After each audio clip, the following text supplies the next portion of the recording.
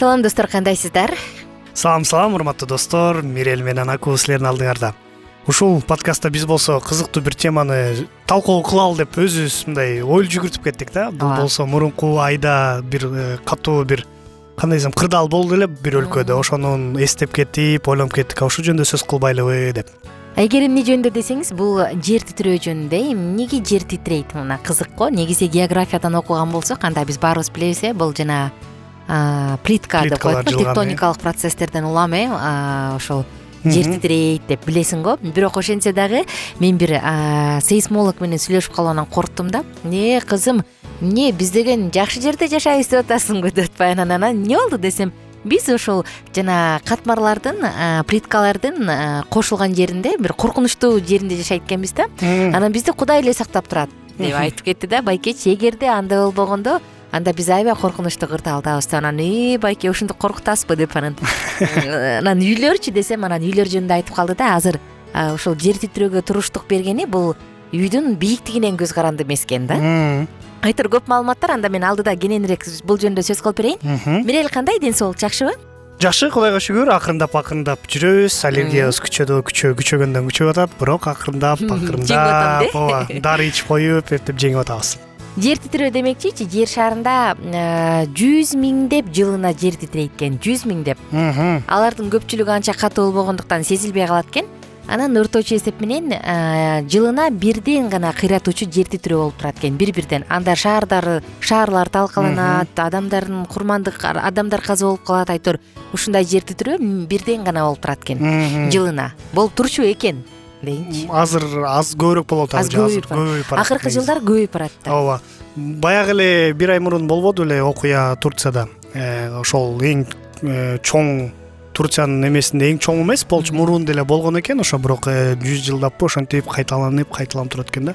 Негизи мен мурун кызыгып отурчумун, кантип эле жер титирейт. Мен жер титиреген өзүм сезип көрө элекмин да.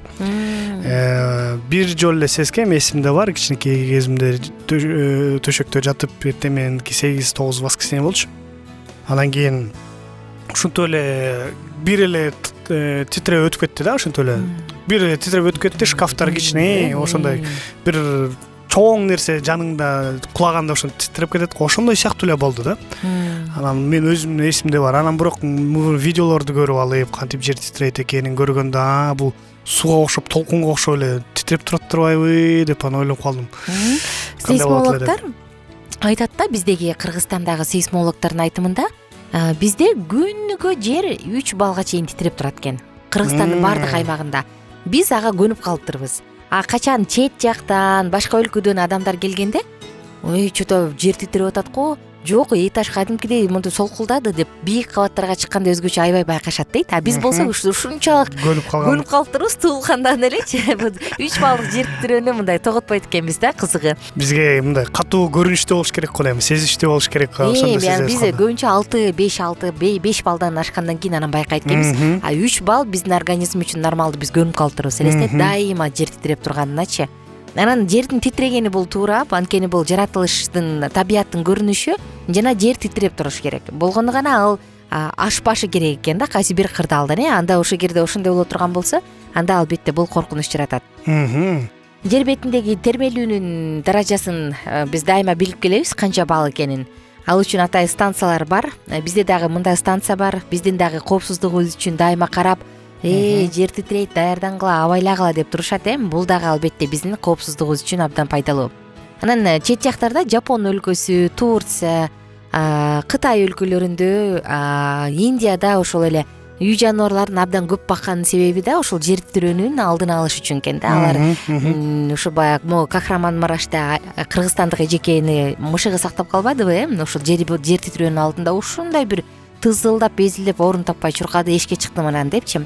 Анысы кандай, алар ушул коопсуздук максатында атай үй жаныбарларын да кармап алышат экен. Балыктарды кармап алышат экен. Балыктар дагы билгизет экен. Мен эме бир итти кылганын көргөм да, ошол видеодо, албетте көргөм да, ошентип үйрүп, уулап эле, негизи өмүр бою уулаган эмес ит болчу, анан жош эле ит болчу, бир кезде эле катуу эле үргүлөп эле эмете баштады. Анан кийин эле 1 мүнөттөн кийин, 1-2 мүнөттөн кийин эле жер титиреп башталды да ошо эметкенден кийин. Ал негизи видеодо көрүнүп турат, ал жатып эле турган экен, жөн эле жатып эле туруп, бир кезде тура калып эле үргүлөп эле, улап эле баштады да. Чынында муну бир сезетпеш керек мындай биз адамдар болсо айтылган эле ушунчалык көнүп калганбыз. Кыймыл аракети анан ошондо билинбейт да бизге. Менчи ушу жер титирөөнү өмүрүмдө 1-2 жолу байкагам. Бир жолкусунда кадимкидей терезелери ачылып, жабылып турган терезелери ачылып, шкафтардын эшиктери ачылып, ушунда калдырганда мен анда кичинекей болчумун, 1-же 2 класс болушум керек эле. Анан ушундай жер титирөө болгондо аябай коркуп, ушундай болду депчи. Андан кийин бирөөсүндө чала байкап калдым, бирок мындай жетишпей каласың го. Көбүнчө эми жер титирөө 3 минутка чейин эле болот го көп учурдачы. Анан байкабай деле каласың да. Сен эмне болот дегенче эле 1 минут өтүп кетет го. Анан ошентип байкап каласың. Айтор, кызыгычы, бизде канча минут бар Мирел? Дагы 2-3 мүнөтүбүз бар. 3 мүнөт бар, Ошол анда эмне себептен жер титирейт? Жана жер титирөө бул пайгамбарчылыктардын бирине киреби? Акыр заман алдында жер титирейби? Мына ошол жөнүндө биз кийинки уктурууда сөз кылып берели. Ага чейин угармандарыбыздан катталуучулардан сурайлычы, ошол жер титиреген байкадыңыз беле? Эмне кылып атып байкап калдыңыз эле? Кантип байкап калдыңыз эле? Жазыңыз. Мен ойлоп коем, ушу көбүнчө жаткан учурда көп байкалбаса керек деп, Уктагандай эле болуп турбайбы? Уктап эле байкалбайт, анан уктасаң деле эми катуу уктайсың го. Кээде болсо жана кичинекей баланы эки жака термендейип койсоң уктай берет го, собсонун. Анан уктаганда негизи адам деле сезбейт болуш керек.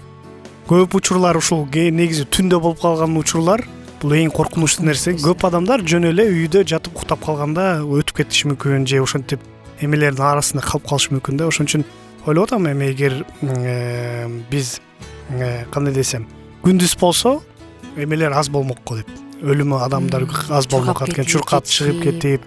Негизи кандай десем, статистика бул эми албетте толугун айтпайт. Жер титирөөдөн көптөгөн миллиондогон адамдар каза болуптур да. Баягы эле бир статистиканы уксак эле 3 күнүн ичинде 200 киши адам каза болду деп Турцияда айтылып атпады эле. Бул болсо ошонун баарын салыштырып келсе, ошентип жылда эмес, бирок бир нече жылдын ичинде миллиондогон адамдар өтүп кетип атыптыр да. Бирок айтылгандай эле кийинки подкастта дагы айтабыз, ушул негизи эмнеге бул жер титирөөлөр болот. Негизи эгер физикалык жактан айтканда эле биз кичине болсо белгилеп кеттик. Бул болсо плиткалар, эмелер, кыймылары жылганда. Мен мурун ойлочумун, жер болсо мындай тоголок болгондон карасаң баары эле эме болуш керек, ушундай катуу, бекем, анан ортосунда ядрого чейин барат депчи. Ага караса эме турбайбы? Ядро бар экен. Ядро болсо бул күнгө окшош бир кандай десем, борбор эметип турат. Ал болсо ушун анан үстүндө болсо ушул эмелер жер болуп өзүнүн бир катма болуп туруп келип туруп, ал жөн эле калкыгансып турат турбайбы? Бири-бирин. Анан жанагы плиткалар ушинтип бөлүнүп турат экен да, өзүнүн эмеси, жанагы материктерди айтып коет эмес беле? Биз эгер картаны карасак, акта көрүнүп турат. Мурун болсо бул бир чоң эле бир материк сыяктуу болуп турат да. Эгер Америка менен Түштүк Американы экөөнү кошсок, Африкага, анан ушунун баарын кошсок, баары бир кошулуп, Австралиянын баарын алып келип туруп кошуп койсок, бир чоң материк болуш экен. Анан мун мүмкүн бул мурун бир чоң титирөө болгондо ошентип бөлүнүп кеткен да. Анан мен бир Discovery'де көргөм да, жанагы Индияны кантип кошулуп келген. Ал болсо негизи Америкадан биянан бөлүнүп келип, Тихий океанды өтүп келип, ушинтип кошулуп, анан ушинтип чоң болуп, мынтип экөө бирөөнү сүзүшкөндө өйдө көтөрүлөт да. Ошентип Гималай тоолор пайда болуптур да.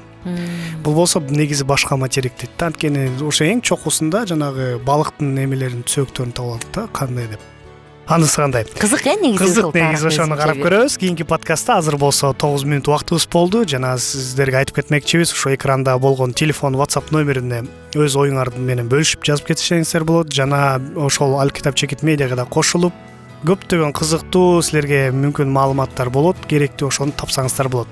Анда эмесе кийинки подкастта да угушабыз. Коштошобуз.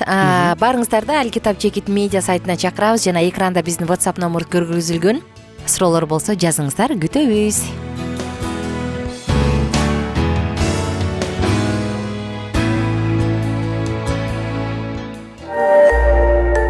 Биздин сабактар менен кененирээк Алкитап Чекит медиа сайтынан таанышыңыз.